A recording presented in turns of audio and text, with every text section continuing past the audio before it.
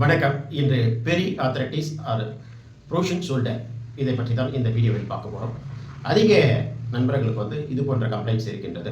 குறிப்பாக 50 வயதிலிருந்து 70 வயசுக்கு உட்பட்டவர்களுக்கு இந்த ப்ரோஷன் ஷோல்டர் இருக்கின்றது.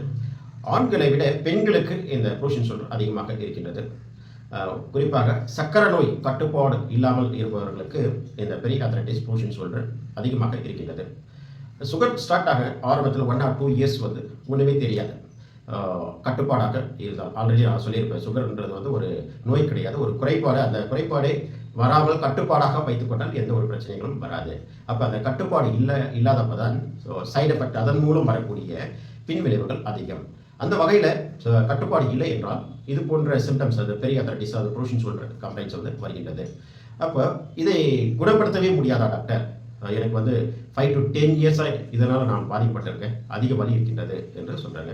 ஸோ அப்படி இன்டெகிரேட்டிவ் சிகிச்சை முறைகள் இருக்கா என்றால் கண்டிப்பாக இருக்கின்றது. நேச்சுரோபதி சிகிச்சையில், இன்டெகிரேட்டிவ் சிகிச்சையில் மெயினாக அக்குபஞ்சர் சிகிச்சை, ஊசோன் தெரப்பி சிகிச்சை, இது போன்ற சிகிச்சை முறைகள் தொடர் சிகிச்சையை கொடுக்கும்போது ஒரு சில பேஷண்ட்டுக்கு விதின் 1 monthலேயே கட்டுப்பாட்டுக்கு கொண்டு வந்துடலாம். ஒரு சில பேஷண்ட்ஸுக்கு ரொம்ப லாங், ஒரு 5 to 10 இயர்ஸாக இருக்கிறவங்களுக்கு சம்டைம்ஸில் 2 to 3 months கூட ஆகுது கட்டுப்பாட்டுக்கு கொண்டு வருவதற்கு. ஏன்னா இந்த கப்பு, இந்த தோள்பட்டையில் இருக்கக்கூடிய கப்பு, சென்டராக இருக்கக்கூடிய கப்பை சுற்றி இருக்கக்கூடிய அந்த லிகமெண்ட் இன்ஃப்ளமேஷன் ஏற்படுறதுனால, வீக்கம் ஏற்படுறதுனால வலியை கட்டுப்பாட்டுக்கு கொண்டு வருவதற்கு சிரமமாக இருக்கின்றது. பட் சிகிச்சை முறைகள் தொடர்ந்து எடுக்கும்போது அதை ரிவர்ஸ் பண்ணி நார்மலுக்கு கொண்டு வரலாம்.